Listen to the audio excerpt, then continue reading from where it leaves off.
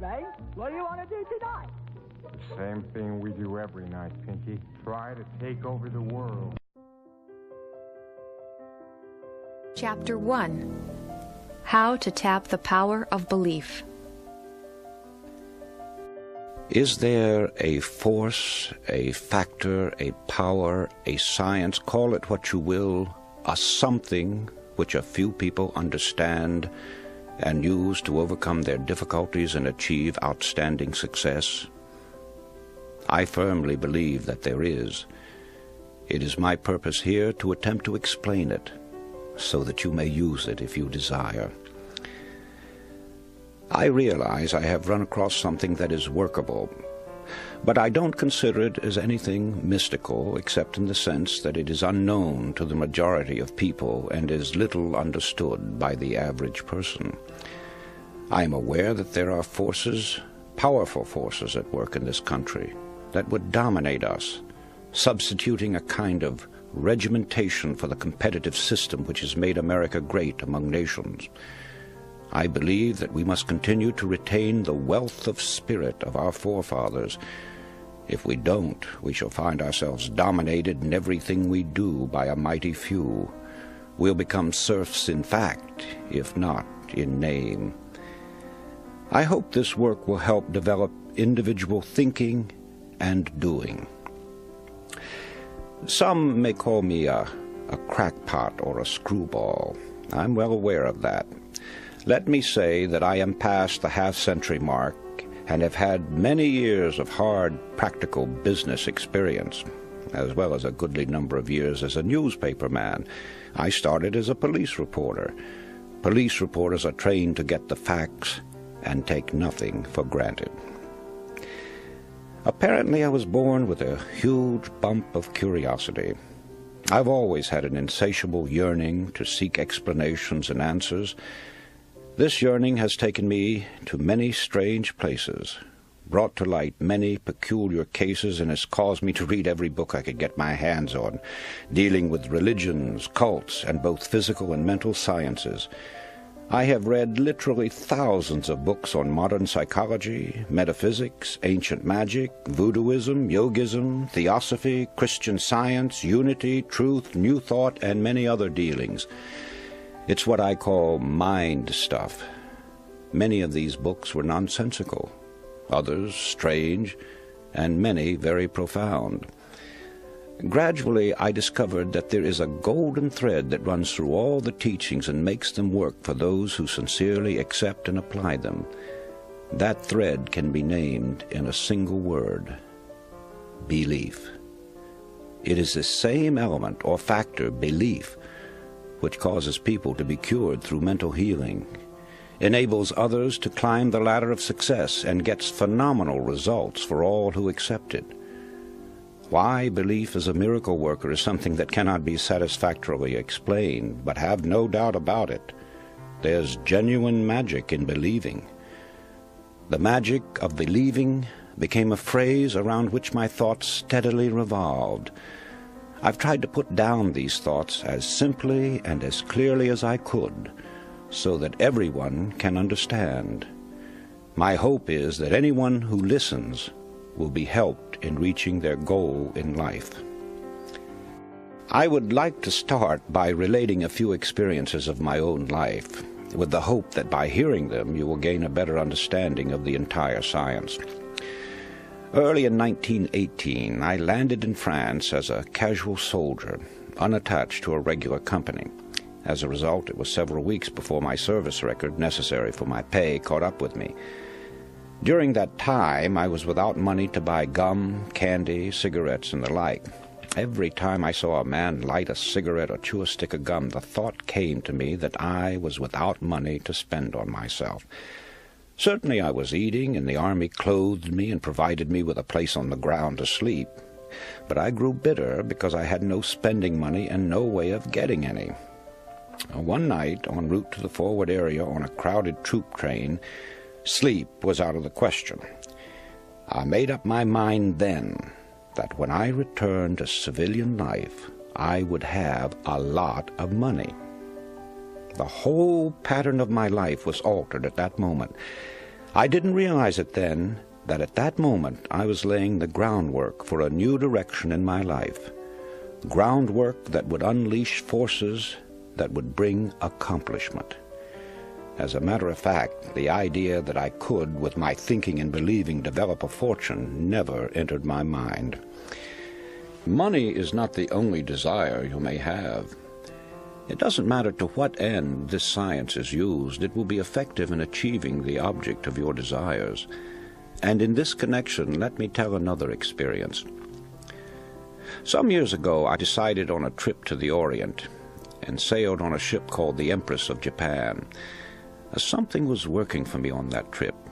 I had no claim to anything but ordinary service. However, I sat at the executive officer's table and was frequently his personal guest in his quarters as well as on inspection trips through the ship. Well, naturally, the treatment I received made a great impression on me, and in Honolulu I often had the thought it would be nice to receive comparable treatment on my journey home on another ship. One afternoon I got the sudden impulse to leave for the mainland. It was about closing time when I arrived at the ticket agency. I was told that a ship was leaving the next day at noon, and I could get the only remaining cabin ticket. I bought it, and the next day, just a few minutes before noon, I started up the gangplank. In an offhand manner, I said to myself, "They treated you as a king on the Empress of Japan. The least you can do here is sit at the captain's table." "Sure, you'll sit at the captain's table." The ship got underway, and as we steamed out of the harbor, word was received from the dining room steward for passengers to appear in the dining room for assignments to tables. About half the assignments had been made when I came before him. He asked me for my ticket, which I placed on the table. He glanced at it, and then to me, saying, "Oh, yes, table A, seat number 5. It was the captain's table, and I was seated directly across from him. Many things happened aboard that ship which pertained to this subject, the most prominent being a party supposed to be in honor of my birthday. Just an idea of the captain's, because my birthday was months off. In laying before you this very workable science, I am aware that the subject has been handled before from many angles. I am also cognizant that many people shy away from anything that smacks of religion, the occult, or the metaphysical. Accordingly, I am presenting it in the language of a businessman who believes that sincere thinking and plain speaking will get any message across to the people. In using this science, which is given to you with the confident knowledge that no matter how you use it, it will get results, I wish to warn you. Never use it for harmful or evil purposes. Since the beginning of man, there have been two great subtle forces in the world, good and evil. Both are terrifically powerful in their respective scopes and cycles. The basic principle operating both is mind power, massed mind power. Therefore, take great care that you do not misuse the science of mind stuff. I cannot emphasize this too strongly, for if you employ it for harmful or evil purposes, it will boomerang and destroy you, just as it has others down through the centuries. These are not idle words, but solemn words of warning. Chapter 2. The Power of Thought. Glance around you. If you are in a furnished room, your eyes tell you that you are looking at a number of inanimate objects. That's true so far as visual perception is concerned, but in reality, you are actually looking at thoughts or ideas which have come into materialization through the creative work of some human being.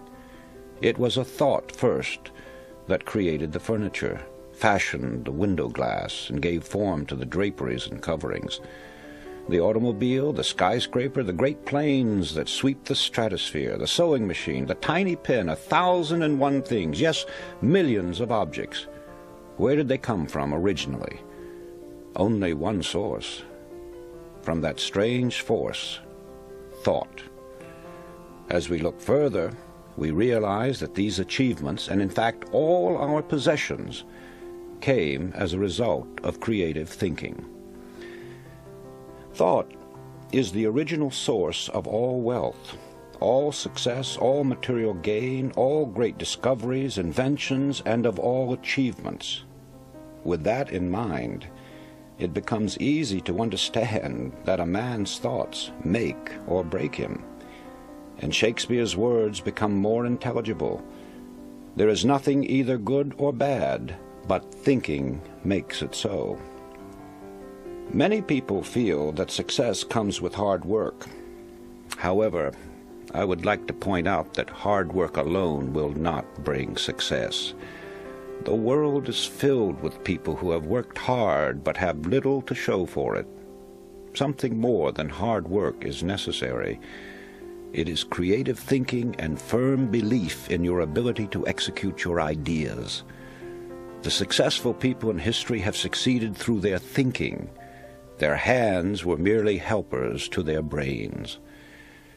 Another important point is that one essential to success is that your desire be an all-obsessing one, your thoughts and aims be coordinated, and your energy be concentrated and applied without let-up. It may be riches or fame or position or knowledge that you want, for each person has his own idea of what success means to him. But whatever you consider it to be, you can have it, provided you are willing to make the objective the burning desire of your life. A big order, you say? No, not at all. By using the dynamic force of believing, you can set all your inner forces in motion, and they in turn will help you reach your goal. Now that you have a clearer idea of the part that thought and desire play in your daily lives, the first thing to determine is precisely what you want. Starting in with the general idea that you merely want to be a success, as most people do, is too indefinite. You must have a mental pattern clearly drawn in your mind. Ask yourself, where am I headed? What is my goal? Have I visualized just what I really want? If success is to be measured in terms of wealth, can you fix the amount in figures? If in terms of achievement, can you specify it definitely? I ask these questions, for in their answers are the factors which will determine your whole life from now on. Strange as it may appear, not 1 out of 100 people can answer these questions. Most people have a general idea that they would like to be a success, but beyond that everything is vague. They go along from day to day figuring that if they have a job today, they will have it tomorrow, that somehow they will be looked after in their old age. They are like a cork on the water, floating aimlessly, drawn this way and that by various currents, being washed up on the shore or becoming waterlogged and eventually sinking. Therefore, it is vital that you know what you want out of life. You must know where you are headed, and you must keep a fixed goal in your view. Only then will you get what you are after. So, you begin with desire if you ever hope to achieve anything or gain more than you have now. However, as we shall see, there is more to it than mere desire. It has been said that thought attracts that upon which it is directed. Thought attracts that upon which it is directed. It was Job who said, "For the thing which I greatly feared is come upon me." Our fearful thoughts are just as creative or just as magnetic in attracting troubles to us as are the constructive and positive ones in attracting positive results. So no matter what the character of the thought, it does create after its kind. When this sinks into a man's consciousness, he gets some inkling of the awe-inspiring power which is his to use. I cling to the theory that while thoughts do create and exercise control far beyond any limits yet known to man, they create only according to their pitch, intensity, emotional quality, depth of feeling, or vibratory plane. In other words, comparable to the wavelength and wattage of a radio station, thoughts have a creative or controlling force in the exact ratio of their constancy, intensity, and power. Let me try to clarify that. While many explanations have been offered, no one knows whether thought is a form of electrical energy or something else yet to be defined. But I have been an experimenter in that branch of electricity known as high frequency, pioneered by the great genius Nikola Tesla. And whenever I think of thought and its radiations and vibrations, I instinctively link them up with electricity and its phenomena. In this manner they become more understandable to me. All persons living in high altitudes have felt and sometimes observed the electric spark resulting from walking across the room, then touching some metallic substance. That, of course, is a form of static electricity generated by friction.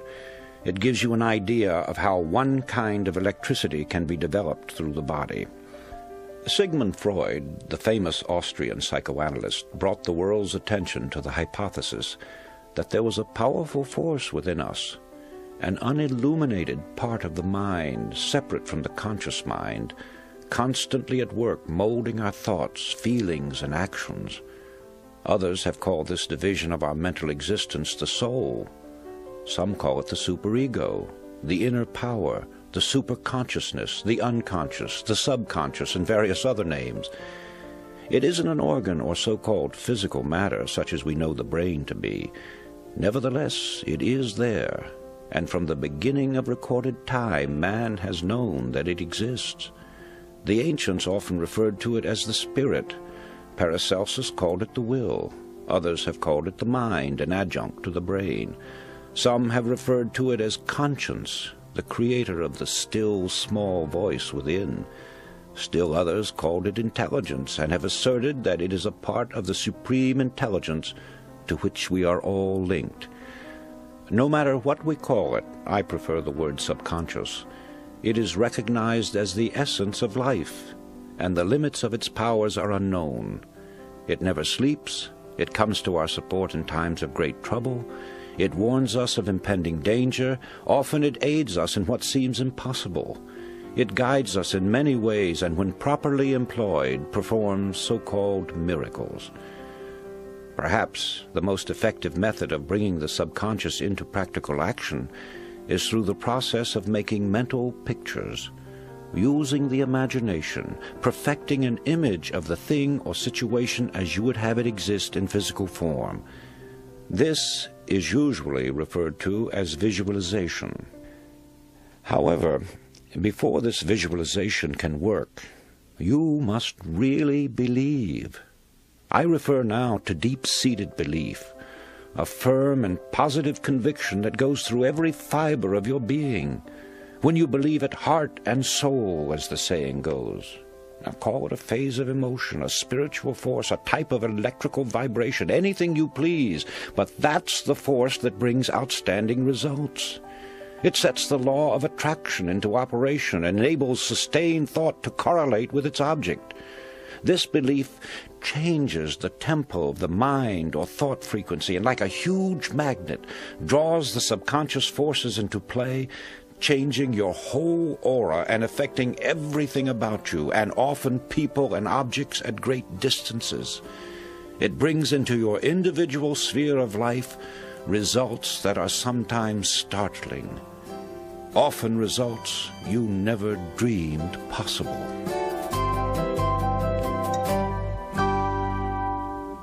Chapter 3. What the Subconscious Is.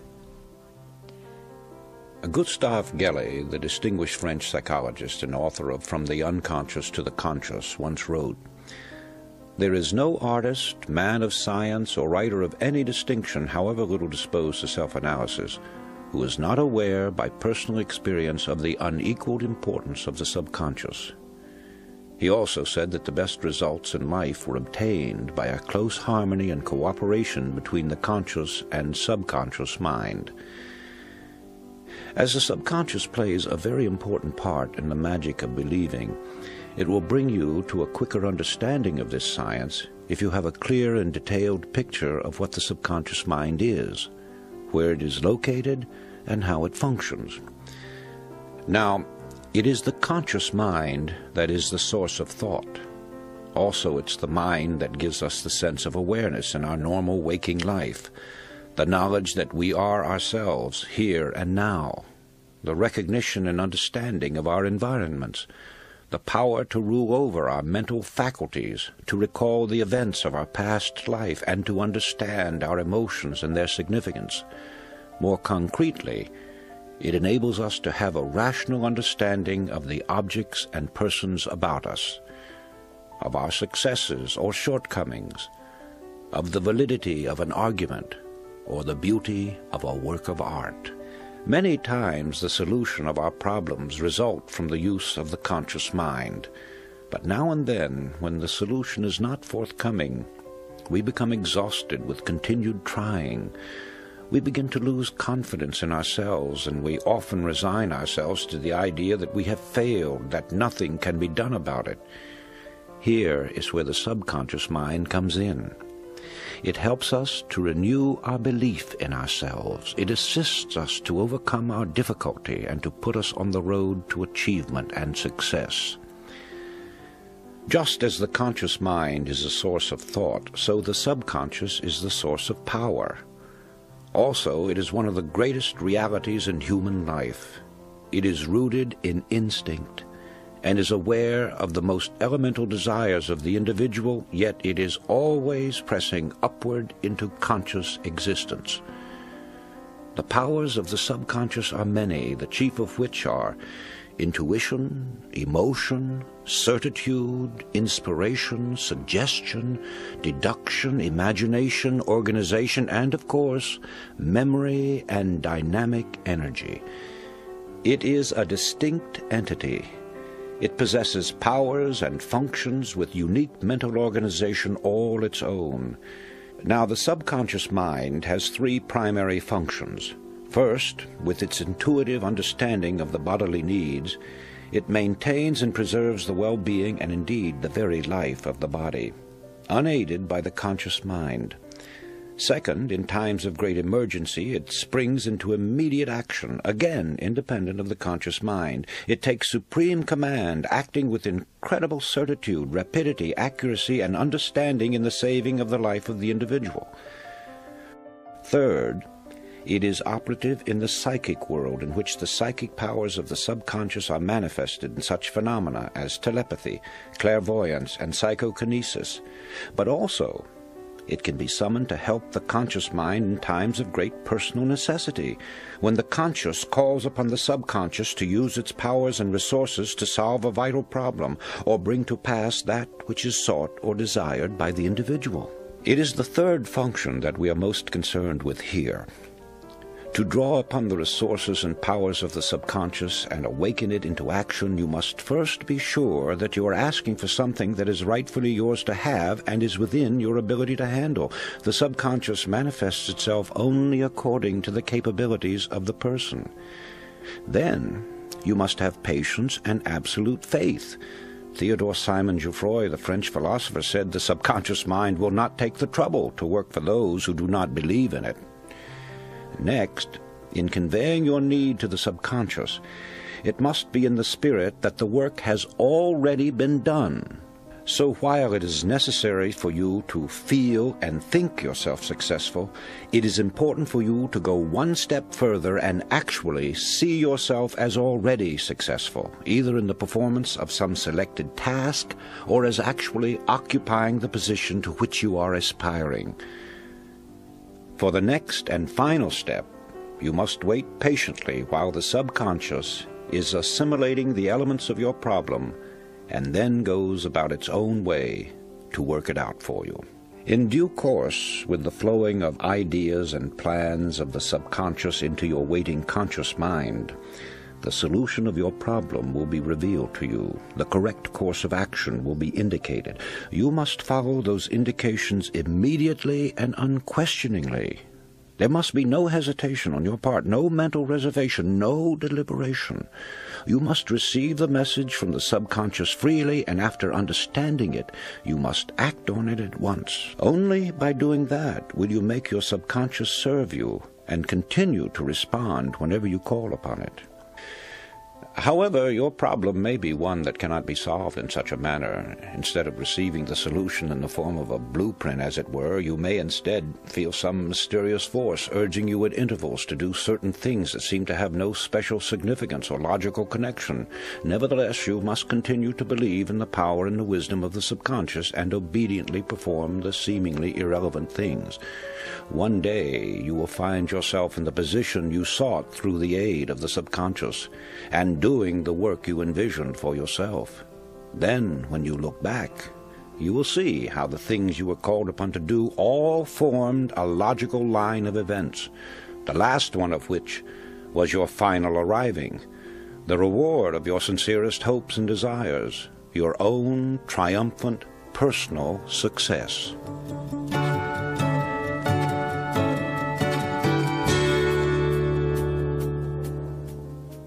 Chapter 4. Suggestion is power. After studying the various mystical religions and different teachings and systems of mind stuff, one is impressed with the fact that they all have the same basic modus operandi, and that is through repetition. The repeating of certain mantras, words, formulas, or just plain mumbo-jumbo is common with witch doctors, voodoo high priests, hexers, and many other followers of strange cults. They use them to evoke the spirits or work black magic. One finds the same principle at work in chants, incantations, litanies, daily lessons. Also the frequent praying of the Buddhists and Muslims alike, the affirmation of the Theosophists and the followers of unity, the absolute, truth, new thought, divine science. In fact, it is basic to all religions, although here it is white magic instead of black magic. This brings us to the law of suggestion, through which all forces operating within its limits are capable of producing phenomenal results.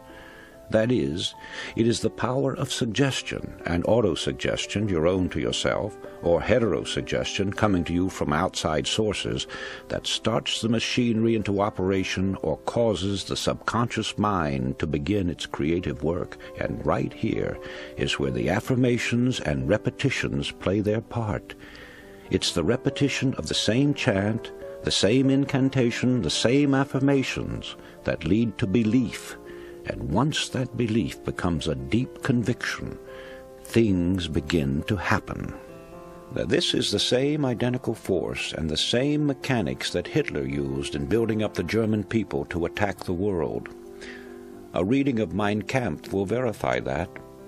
Dr. René Fauvel, a famous French psychologist, explained it by saying that Hitler had a remarkable understanding of the law of suggestion and its different forms of application.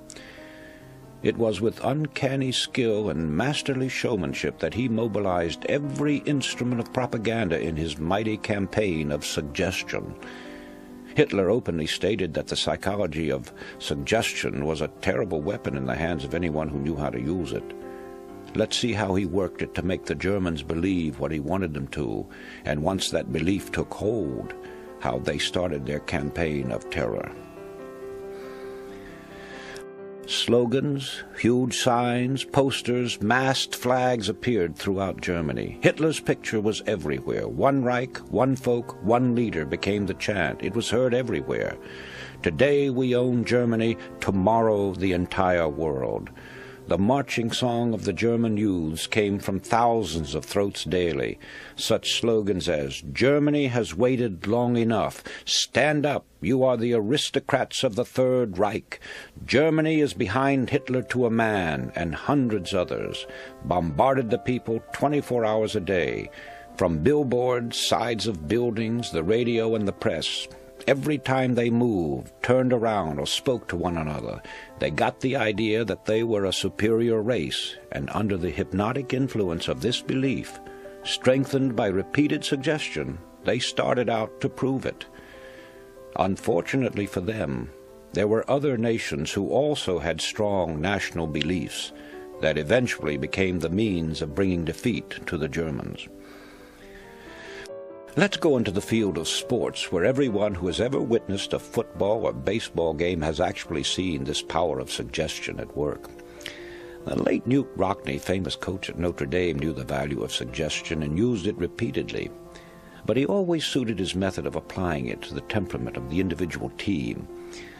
A story is told that on one Sunday afternoon, Notre Dame was playing a particularly grueling game and at the end of the first half was trailing badly. The players were in their dressing room, nervously awaiting the arrival of Rockne. Finally, the door opened and Rockne's head came in slowly. His eyes swept inquiringly over the squad. "Oh, excuse me. I made a mistake. I thought these were the quarters of the Notre Dame team." The door closed and Rockne was gone. Puzzled and then stung with fury, the team went out for the second half and won the game. In the Depression years, and there may be years like them in the future, we saw this same suggestive force working overtime. Day after day we heard the expression, "Times are hard, business is poor, the banks are failing, prosperity hasn't a chance," and wild stories about business failures on every hand until they became the national chant. Millions believed that prosperous days would never return. Hundreds, yes, thousands of strong-willed men went down under the constant hammering, the continuous tap-tapping of the same fear-vibratory thoughts. Money, always sensitive, runs to cover when fear suggestions begin to circulate, and business failures and unemployment follow quickly. We heard thousands of stories of bank failures, huge concerns going to the wall, and people believed them readily and acted accordingly. There will never be another business depression if people generally realize that it is with their own fear thoughts that they literally create hard times. They think hard times, and hard times follow. Dr. Walter Dill Scott, eminent psychologist and longtime president of Northwestern University, told the whole story when he said, "Success or failure in business is caused more by mental attitude rather than by mental capacities." Let's consider charms, talismans, amulets, good luck pieces, four-leaf clovers, old horseshoes, a rabbit's foot, and countless other trinkets which thousands of people believe in. By themselves they are inanimate, harmless objects without power.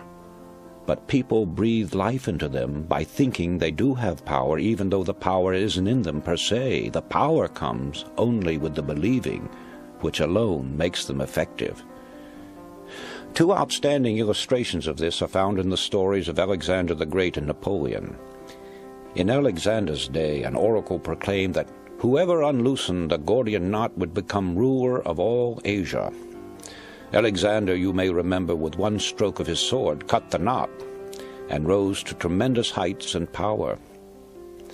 Napoleon was given a star sapphire when he was a child, with the prophecy that it would bring him luck and someday make him Emperor of France.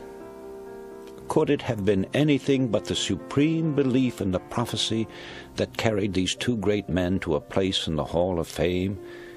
They became great men because of their supernormal beliefs.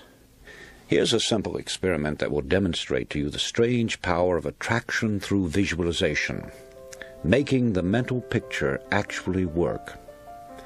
Find a few small stones or pebbles which you can easily throw. Locate a tree or a post of 6 to 10 inches in diameter. Stand 25 to 30 feet away from it. Start throwing pebbles at the tree, trying to hit it. If you're an average person, most of the stones will go wide of their mark. Now stop and tell yourself that you can hit the objective. Get a mental picture of the tree, figuratively stepping forward to meet the stone. Imagine the rock actually colliding with the tree in the spot where you want it to strike. You'll soon find yourself making a perfect score. Don't say it's impossible. Try it, and you'll prove that it can be done, if you will only believe it.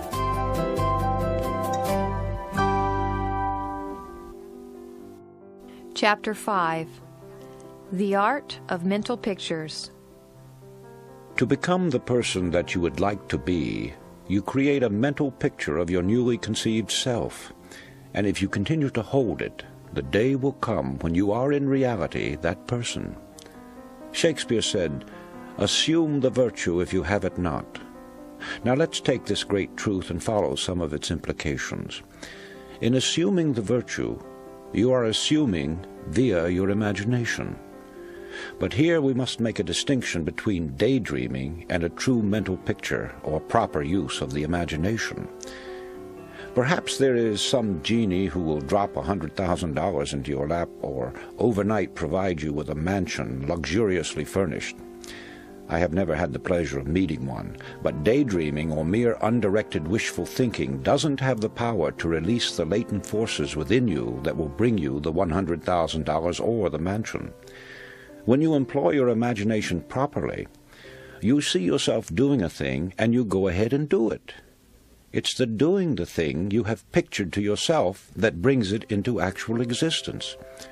In this connection, think about the use of the magnifying glass. When properly focused, it will gather the light from the sun and concentrate it, so that the heat will burn a hole in the object on which the rays are focused. It must be held steady before the heat power is developed, and so it is with the holding of the image or the mental picture. However, it is very difficult for the average person to concentrate for any length of time, to say nothing of holding on to a mental picture for any great period. You are constantly being swayed by what you read and hear, and as a result, the coordinating part of this creative force turns to gathering together all these scattered elements in a focused mass, instead of devoting itself to making a clear and dynamic picture of your desire. Often I have thought of this matter of desire and suggestion in connection with the planting of vegetable or flower seeds. Once the soil is prepared and the tiny seeds are placed in it, it only takes a short time until they begin to root and sprouts begin to appear. The moment they start upward through the soil in search of light, sunshine, and moisture, obstacles mean nothing to them. They will push aside small stones or bits of wood, and if they can't do that, they'll extend themselves and grow around them. So it can be with you and the suggestions you give to your subconscious mind.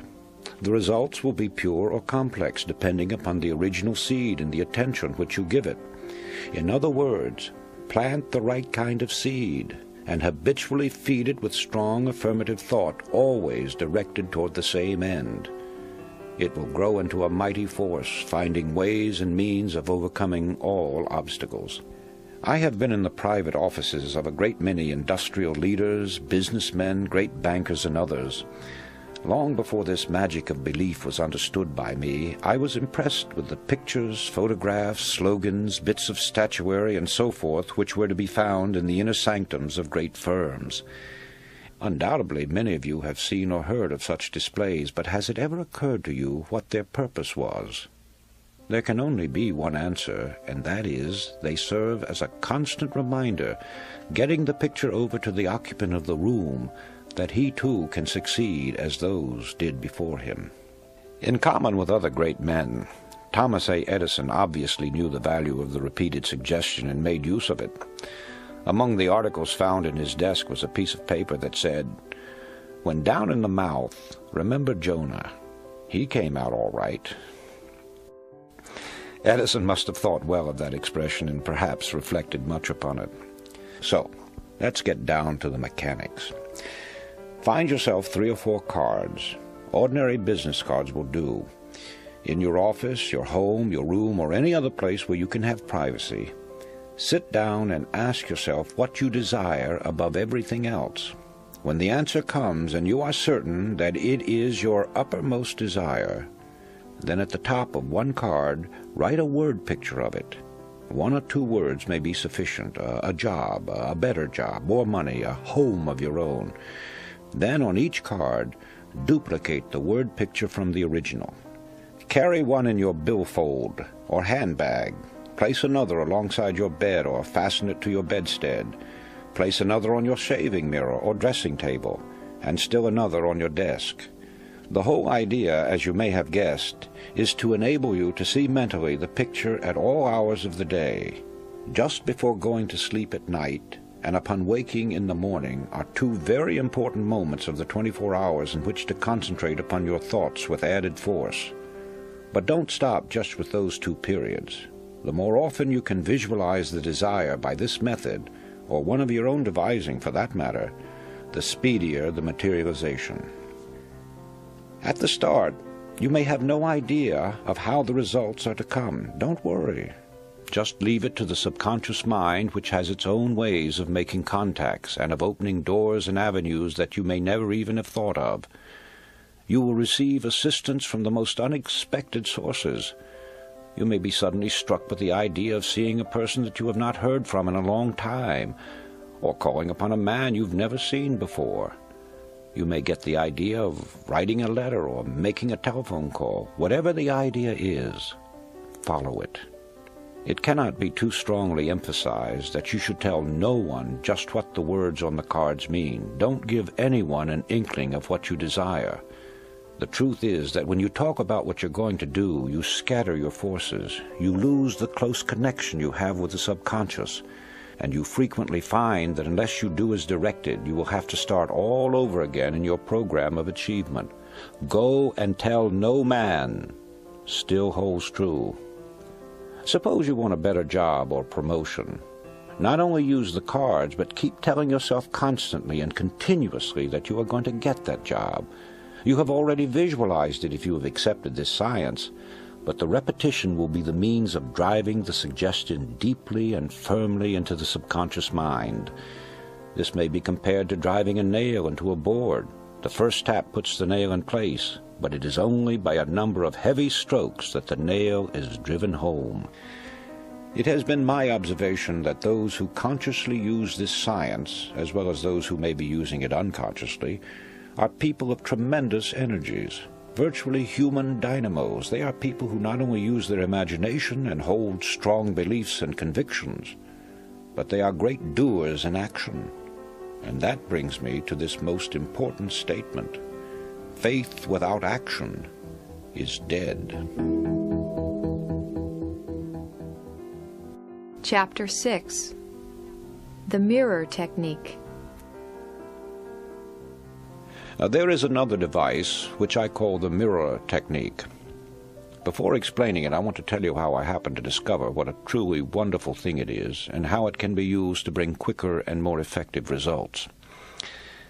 Many years ago, I was the dinner guest of a very wealthy man who owned many patents covering logging and sawmill machinery.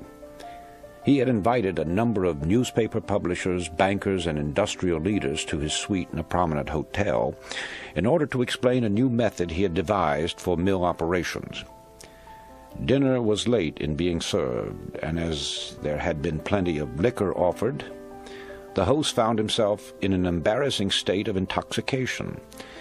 Just before dinner was served, I noticed him staggering into his bedroom and pulling himself up abruptly before his dresser. Thinking I might help him, I followed him to the door of his room. As I stood there, I saw him grab the edge of the dresser top with both hands and stare into the mirror, all the time mumbling as a drunken man sometimes does. Then his words began to make sense, and I moved back a little to watch the performance. I heard him say, "John, you old... They tried to get you drunk, but you're going to fool them. You're sober. Cold sober. This is your party, and you've got to be sober." As he kept repeating these words while continuing to stare at the reflection of his eyes in the mirror, I noticed that a transfiguration was taking place. His body was becoming more erect. The muscles of his face were tightening, and his drunken look was disappearing. The whole performance was over in about 5 minutes, but in all my experience as a newspaper man, and more especially as a police reporter, I had never seen such a rapid change. Not wanting him to know that I'd been watching him, I made for the bathroom. When I got back to the dining room, I found the host at the head of the table, and while his face was still a little flushed, to all appearances he was sober. At the end of the dinner, he presented a very dramatic and convincing picture of his new plans. It wasn't until long afterwards, when I got a better understanding of the power of the subconscious mind, that I understood the science involved in transforming the obviously drunken man into a cold, sober host. Many great orators, preachers, actors, and statesmen have used this mirror technique for years. Winston Churchill, according to Drew Pearson, never made a speech of importance unless he made it before a mirror first. Woodrow Wilson also employed the same technique. It's what I call a supercharging method of stepping up the subconscious forces. This mirror technique gives a clue to the power and magnetism of Billy Sunday, the great evangelist. According to Eric Sevareid in his book Not So Wild a Dream, Billy Sunday would bound about his hotel room, now peering intently out the window with one foot on the sill, now grasping the dressing table firmly in both hands, while lecturing his reflection in the mirror. Now to outline the technique. Stand in front of a mirror. It need not be a full-length mirror, but it should be big enough so that you may at least see your body from the waist up. And those of you who have been in the Army know what it means to come to attention. Stand fully erect, bring your heels together, pull in your stomach, keep your chest out and your head up. Now breathe 3 or 4 times until you feel a sense of power, strength, and determination. Next, look into the very depths of your eyes. Tell yourself that you're going to get what you want. Name it out loud so that you can see your lips move and you can hear the words. Make a ritual of it. Practice doing it at least twice a day, mornings and evenings, and you'll be surprised at the results. Within a few days, you'll have developed a sense of confidence that you never realized that you could build within yourself.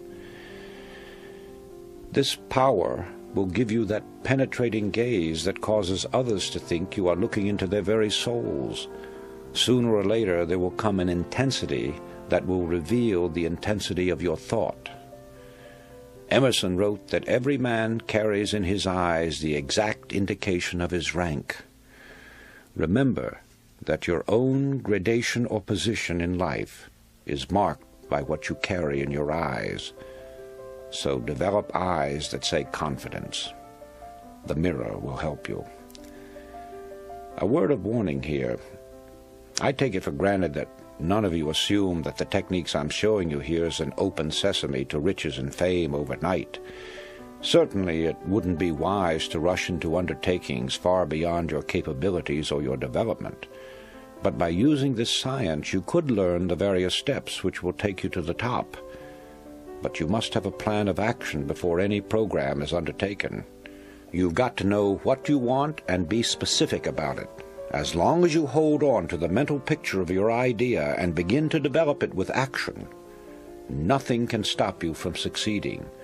For the subconscious mind never fails to obey any order given to it clearly and emphatically.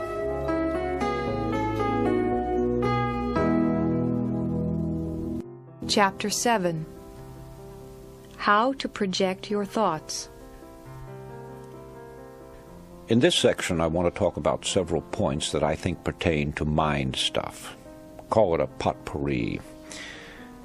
We seldom realize how much our emotional vibrations affect others and how much we're affected by theirs. An extremely nervous person in a position of authority can put nearly every person associated with him into a nervous state. It's always important to remember that a negative person can raise havoc in an organization or a home. The same amount of damage can be done by a strong negative personality as good can be done by a positive one.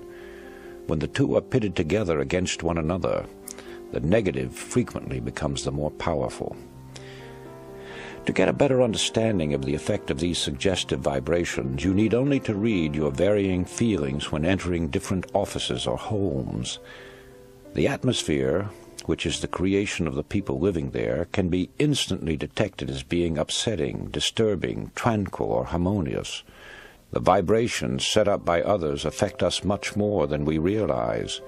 We take on the characteristics of those with whom we are more or less constantly associated. If you want to remain a positive type, avoid associating too much with anyone who has a negative or pessimistic personality. This brings me to another point. A person who desires riches must go where the riches are.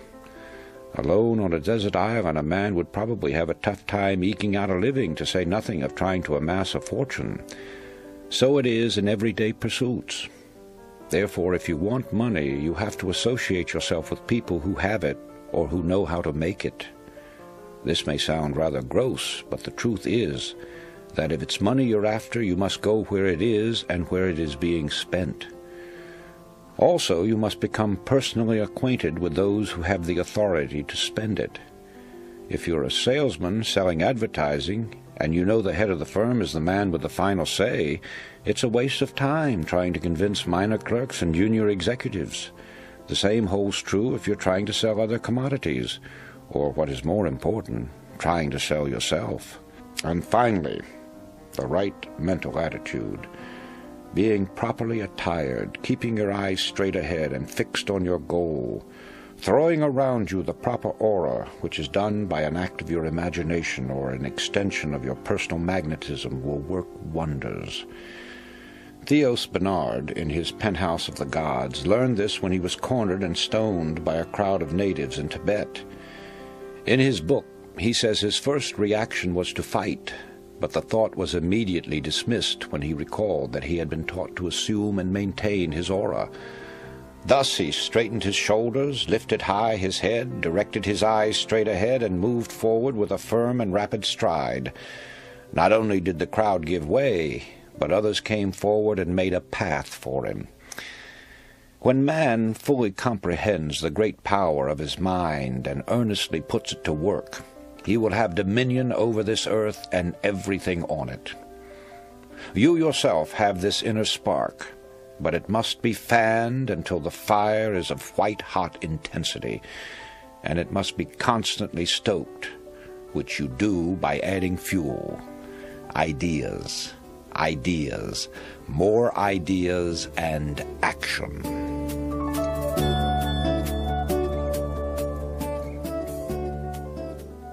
Chapter 8. Belief makes things happen. I have tried to make plain how this power through belief can be developed, and to take you up the ladder as far as you wish to go. It is necessary, though, to point out that it is easy to lose one's belief or faith. Thousands have risen to great heights of success only to stumble, roll, or fall to undreamed-of depths. Others, seeking health, have appeared to be more or less miraculously cured, only to find that in later years or even months there is a recurrence of their ailments. There are many weakening factors and influences, all suggestive in nature, which we, in unguarded moments, allow to slip into our subconscious minds. Once these influences begin their destructive work, they can undo all the good accomplished by our constructive forces. So step out in front, head toward the sun, keep facing it, and the dark shadows will not cross your path. I know that it is difficult for the average person who knows nothing of this subject to accept the idea that all is within. But surely the most materialistic person must realize that as far as he himself is concerned, nothing exists on the outside plane unless he has knowledge of it or unless it becomes fixed in his consciousness. It is the image created in his mind that gives reality to the world outside of him. Happiness, sought by many and found by few, therefore is a matter entirely within ourselves. Our environment and the everyday happenings of life have absolutely no effect on our happiness except as we permit mental images of the outside to enter our consciousness. Happiness is wholly independent of position, wealth, or material possessions. It is a state of mind which we ourselves have the power to control, and that control lies with our thinking. Emerson said, "What is the hardest task in the world?" To think. Obviously this is so, when one considers that most of us are victims of mass thinking and feed upon suggestions from others. We all know that the law of cause and effect is inviolable. Yet how many of us ever pause to consider its workings? The entire course of a man's life has many times been changed by a single thought, which coming to him in a flash became a mighty power that altered the whole current of human events. History is replete with the stories of strong-minded, resolutely willed individuals who, steadfastly holding to their inner convictions, have been able to inspire their fellow man and in the face of tremendous and determined opposition have literally created out of nothing great businesses, huge empires, and new worlds. They had no monopoly of thought power. You and every man and woman have it. All you have to do is use it. You will then become the person you envisage in your imagination. Know yourself. Know your power. Faithfully use the cards and the mirror techniques, and you will get results far beyond your fondest expectations. Just believe that there is a genuine creative magic in believing, and magic there will be. For belief will supply the power which will enable you to succeed in everything you undertake. Back your belief with a resolute will, and you will become unconquerable.